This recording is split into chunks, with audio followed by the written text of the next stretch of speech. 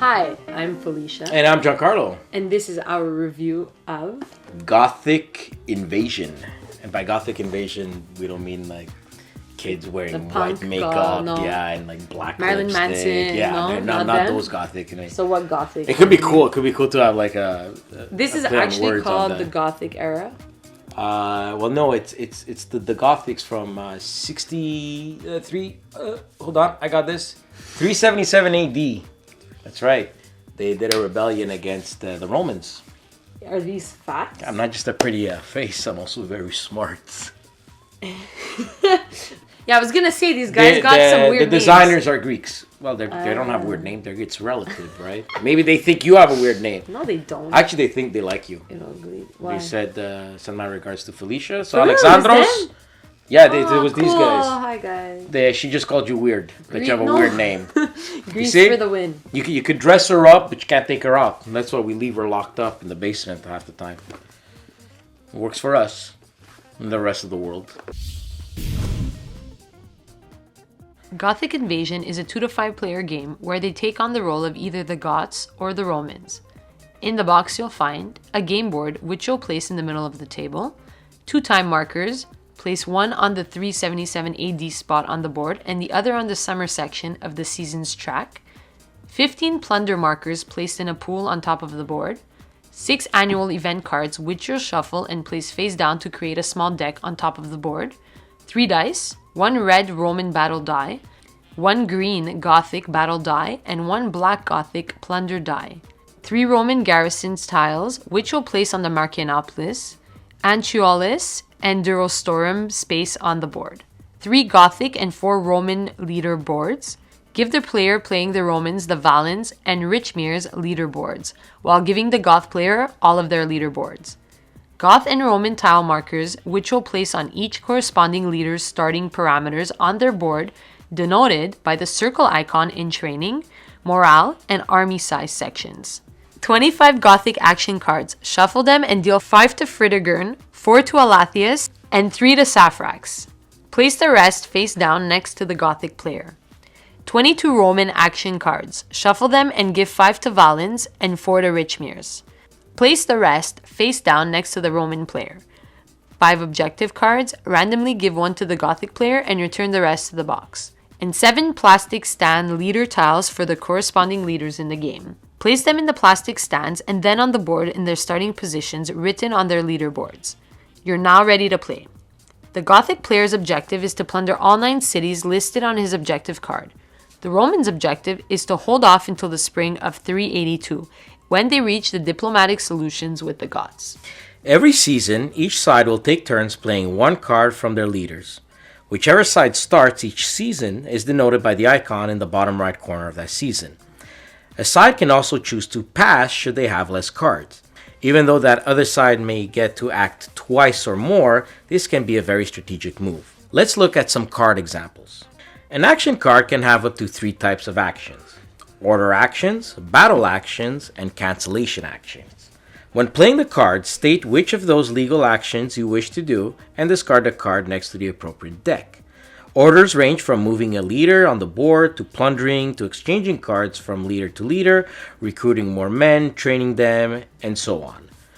Battle actions can only be used when a battle is declared. And lastly, cancellation actions can be played in response to another action. These ones are denoted by the red lightning symbols and state when to be used. Each faction also has one very powerful action they can do: defection for Goths and negotiations for Romans.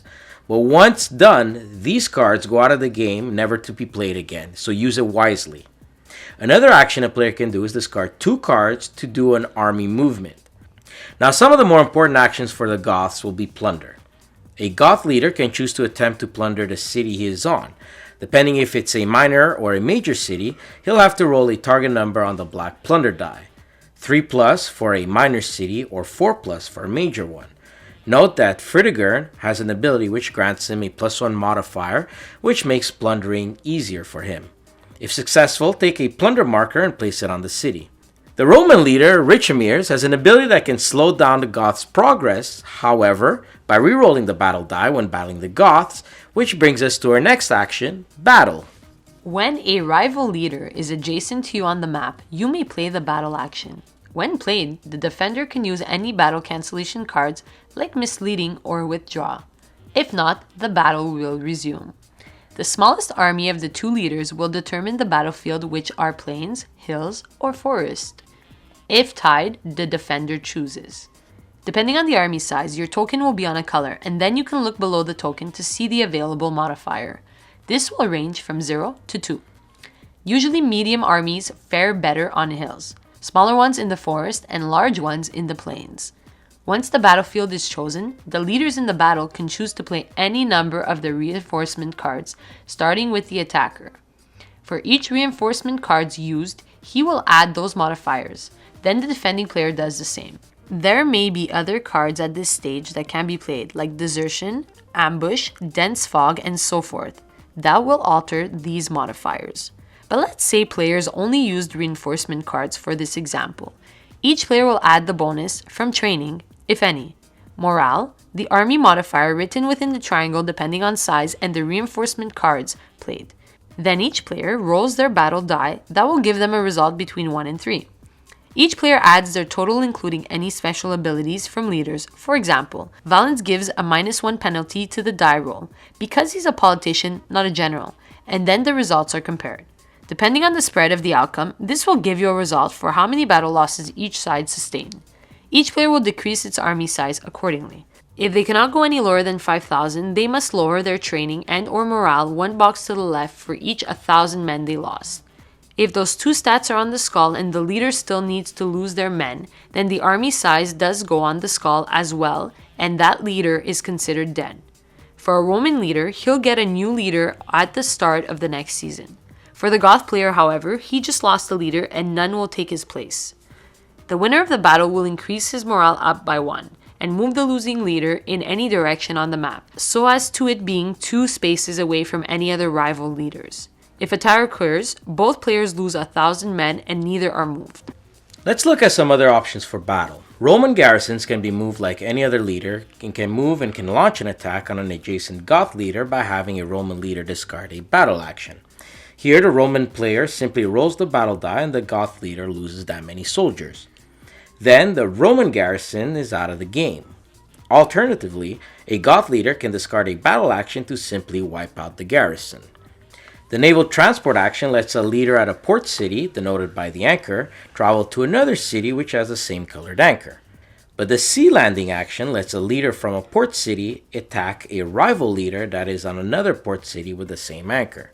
All the battle steps are resolved as usual. However, should the attacking leader lose the battle, he will need a naval transport action to go back to the port he comes from, or he will drown at sea and be considered dead, so do be careful.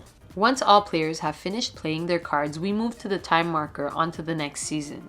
Each leader will again draw up to their maximum hand size. Note though that the Roman leaders will draw fewer cards in autumn, the amount denoted on each leaderboard in parentheses, and the Goths fewer cards in spring. When we reach the winter season in any given year, players do not draw cards for their leader. Instead, all leaders lose 1,000 men. The marker goes back to spring and the year marker advances as well.